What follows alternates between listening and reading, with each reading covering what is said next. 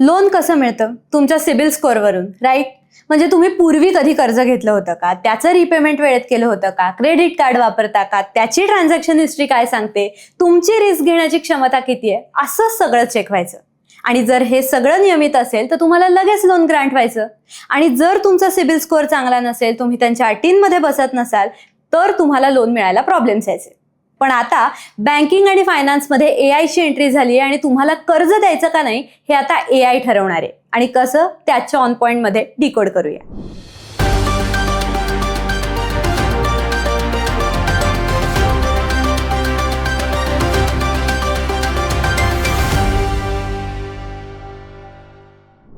AI हा आता बऱ्याच क्षेत्रांमध्ये आपले हातपाय पसरतोय आणि आता तो बँकिंग आणि फायनान्समध्येही शिरू पाहतोय.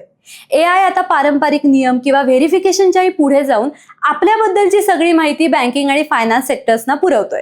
कसं?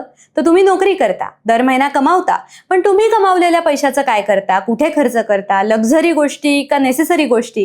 किती EMI चालू आहेत? बँक ट्रान्झॅक्शन्स नेमकी काय करता? UPI पेमेंट्स कधी किती कोणाला करता? ते वापरायचं प्रमाण किती आहे? बिल्स असतील, वीज bill, wifi bill, phone bill, taxes वेळेवर भरताय का? ऑनलाईन शॉपिंग किती करताय? कोणत्या प्लॅटफॉर्मवरनं करताय? महिन्यातनं किती वेळा करताय? डिजिटल वॉलेट्स वापरताय का? ती किती आणि कोणती वापरताय? असे सगळे तुमचे छोटे मोठे खर्च एआय अनालाइज करणार आहे. तुमची सगळी डिजिटल फुटप्रिंट एआय आता चेक करणार आहे आणि तुमच्या खर्चाचा पॅटर्न, तुमचं स्पेंडिंग बिहेवियर एआय अनालाइज करणार आहे. आणि त्यावरून तुमचा फायनान्शियल स्वभाव काय आहे, कसा आहे ते एआय सांगणार आहे. आणि त्यावरनं तुम्हाला कर्ज द्यायचं का नाही ते बँकांना ठरवता येणार आहे. आता याचा फायदा असा आहे की जे पहिल्यांदा लोन घेणार आहेत, ज्यांचा क्रेडिट स्कोअरच नाहीये, म्हणजे जे फर्स्ट टाइम बॉरोवर्स आहेत, गिग वर्कर्स आहेत, लहान व्यवसाय करणार आहेत, त्यांना कर्ज मिळण्याची शक्यता वाढणार आहे. भारतामध्ये ना जवळपास 22 कोटी लोकांकडे कोणतीच अशी क्रेडिट हिस्ट्री नाहीये. त्यामुळे एआयच्या येण्याने हे लोक सुद्धा या सिस्टीममध्ये येऊ शकणार आहेत. एअरटेल फायनान्सने या संदर्भात एक इंटरेस्टिंग माहिती शेअर केली आहे. एआयच्या मदतीने ना समोरच्या व्यक्तीला लोन द्यायचं का नाही ते अक्षरशः 18 ते 20 मिनिटात ठरवता येते. त्यांच्या माहितीनुसार लोन देण्यासाठी 5 टप्पे एआयच्या मदतीने तपासले जात आहेत. त्यात पहिलं येतं डेटा कलेक्शन.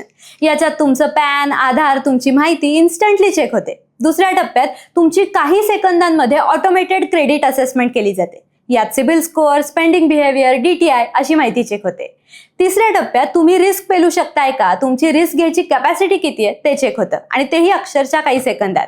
चौथ्या टप्प्यात डिजिटल ॲग्रीमेंट केलं जातं, ज्याच्यात ग्राहकाची सिग्नेचर घेतली जाते आणि हे अक्षरशः 1-2 मिनिटात होतं. आणि त्यानंतर 5वा टप्पा, ज्याच्यात फंड म्हणजे कर्जाची रक्कम ही तुमच्या बँक अकाउंटमध्ये जमा होते आणि त्याच्यासाठी 5 ते 15 मिनिटं लागतात. इंटरेस्टिंग म्हणजे 5ही टप्पे लिटरली 18 ते 20 मिनिटात पूर्ण होत आहेत. एआयमुळे सगळं कमी वेळेमध्ये करता येणं शक्य होतंय. आणि याचा परिणाम म्हणजे customised personalised loan offers financial इन्स्टिट्यूट्सना ग्राहकांना देता येणार आहे. एक उदाहरण द्यायचं तर एअरटेल फायनान्स ग्राहकांना पर्सनल लोन देताना एआयचा वापर सध्या करत आहे. ते ग्राहकांची डिजिटल KYC तपासतंय आणि रिअल टाइममध्ये त्यांचं स्पेंडिंग हॅबिट्स बद्दल अनालिसिस सुद्धा करत आहे. आणि आलेला रिझल्ट्स पाहून ते त्या व्यक्तीला त्याच्या स्पेंडिंग प्रोफाईलनुसार लोन असेल किंवा फ्लेक्झिबल EMI ऑप्शन्स उपलब्ध करून देते. आणि महत्वाचं म्हणजे एआय हे फक्त तुम्ही भूतकाळात कसे वागलात, काय कसा खर्च केला हे इतकंच पाहत नाही, तर तुम्ही भविष्यात कसे वागाल याचा सुद्धा अंदाज लावताय. मशीन लर्निंगची जी काही मॉडेल्स आहेत ती हजारो डेटा पॉइंट्सचा अभ्यास करतायत आणि तुमच्या लोन रिपेमेंट बिहेवियरचा अंदाज लावतायत. त्यामुळे लोन अप्रूव्ह होण्याचा जो काळ आहे तो सुद्धा यामुळे कमी होऊ शकणार आहे आणि ही प्रोसेस स्पीडअप, ॲक्युरेट आणि पर्सनलाइज्ड व्हायला मदत होणार आहे. पण आता ही जशी चांगली बाजू आहे तसेच याचे काही तोटे सुद्धा आहेत. तुमचं स्पेंडिंग बिहेवियर अनालिज करण्यासाठी एआय तुमचा पर्सनल डेटा वापरते, त्यामुळे प्रायव्हसीचा कन्सर्न इथे येतोय. प्लस अल्गोरिदममध्ये जर काही बायसेस असतील तर काही लोकांवर अन्याय सुद्धा होऊ शकतो. काही लोकांनी अशी एक भीती व्यक्त केली आहे की एआय स्पीडमध्ये तर काम करेल पण त्याच्यामुळे क्वालिटी चेक्स कॉम्प्रोमाइज होऊ शकतील. पण खरं सांगायचं तर ट्रॅडिशनल मेथड्सपेक्षा एआय खूप जास्त आणि वेगवेगळे डेटा पॉइंट्स रिअल टाइममध्ये अनालाइज करते. त्यामुळे एआय हेल्पफुलच ठरेल, तो फक्त मॅन्युअल प्रोसेसला ऑटोमेट करेल एवढाच काय तो फरक आपल्याला सध्या तरी होताना दिसतोय. आता या सगळ्यामध्ये एआय रिस्पॉन्सिबली आणि एथिकली एनेबल करण्यासाठी रिझर्व्ह बँक ऑफ इंडियाने 2025 मध्ये एक फ्रेमवर्क सुद्धा जाहीर केले. त्याच्यामध्ये त्यांनी जोखीम टाळण्यासाठीचा आग्रह धरलेला आहे आणि एआय मध्ये रिस्पॉन्सिबल होऊन इनोव्हेशन करण्याला त्यांनी प्रोत्साहन दिले. पण रिस्पॉन्सिबल एआय म्हणजे नेमकं काय तर आरबीआयच्या कमिटीने त्या संदर्भात 7 सूत्र सुद्धा सांगितली. त्यात सेफ्टी, ट्रान्सपरन्सी, अनबायसली डिसिजन देणं, अंतिम निर्णय हा मशीनचा नाही तर मनुष्याचा असणं, एआयची जबाबदारी घेणं, त्याचा निर्णय एक्सप्लेन करता येणं, तो करणं आणि एआय वापरतानाची सेफ्टी, सस्टेनेबिलिटी बाबत अवेअर असणं, अशा काही गोष्टी आहेत.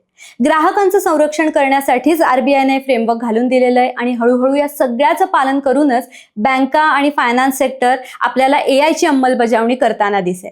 म्हणजेच भविष्यात तुम्हाला जर का लोन हवं असेल तर फक्त क्रेडिट स्कोअर किंवा सिबिल स्कोअर चांगला असणं एवढंच गरजेचं नाही, तर एकंदरीतच तुम्ही किती पैसे मिळवता, त्याचं प्लॅनिंग कसं करता, ते कुठे किती खर्च करता, या गोष्टी सुद्धा मॅटर करणार आहेत. म्हणजेच तुमचा खर्च करण्याचा स्वभाव, स्पेंडिंग बिहेवियर तुम्हाला कर्ज द्यायचं का नाही ते ठरवणार आहे. त्यामुळे तुम्ही सुद्धा तुमचे खर्च किती आहेत, काय आहे, तुम्ही किती पैशाची उडवाउडवी करता, किती प्रमाणात करता, तुमचे प्लस मायनसेस हे आता अनालिज करण्याची वेळ आलेली आहे. या सगळ्याबद्दल तुम्हाला काय वाटतं कमेंट करून नक्की सांगा आणि सबस्क्राईब करा the Audi one for more such content.